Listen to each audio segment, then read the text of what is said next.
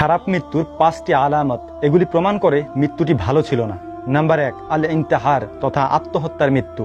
রাসূল সাল্লাল্লাহু আলাইহি ওয়াসাল্লাম বলেন, যে ব্যক্তি আত্মহত্যা করে মৃত্যুবরণ করে, কিয়ামতের দিন সে যে জিনিস দিয়ে আত্মহত্যা করেছিল আল্লাহ তাআলা তাকে সেই জিনিস দিয়ে শাস্তি প্রদান করবেন।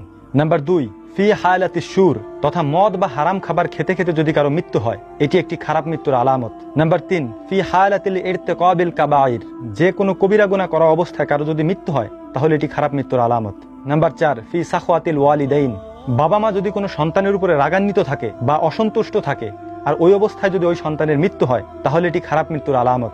নাম্বার 5, স্বামী যদি কোনো যৌক্তিক কারণে স্ত্রীর উপরে রেগে থাকে বা অসন্তুষ্ট থাকে আর ওই অবস্থায় যদি স্ত্রীর মৃত্যু হয় তাহলে এটি খারাপ মৃত্যুর আলামত। এছাড়াও আরো কয়েকটি আলামত রয়েছে, যেমন কোনো লোক মারা যাওয়ার পর যদি ওই এলাকার মানুষ খুশি হয় তাহলে এটি খারাপ মৃত্যুর আলামত। এরপর আত-তাওয়াক্কুল ফিল লিসান ফি লা ইলাহা ইল্লাল্লাহ, যে লোকটি সারা জীবন কালিমা পড়ে নাই, কালিমার বিরোধিতা করেছে মুসলিম হয়েও, ওই ব্যক্তির মৃত্যুর সময় যদি তার আশেপাশের লোকজন তাকে বলে যে কালিমা পড়েন, আর ওই অবস্থায় যদি সে কালিমা পড়তে যেয়ে তার কালিমা আটকে যায়, সে যদি পড়তে না পারে, তাহলে এটি খারাপ মৃত্যুর আলামত। আল্লাহ তাআলা আমাদেরকে এই সব খারাপ মৃত্যু থেকে হেফাজত করুন, আমাদের সকলকে উত্তম মৃত্যু তথা শহীদ মৃত্যু দান করুন।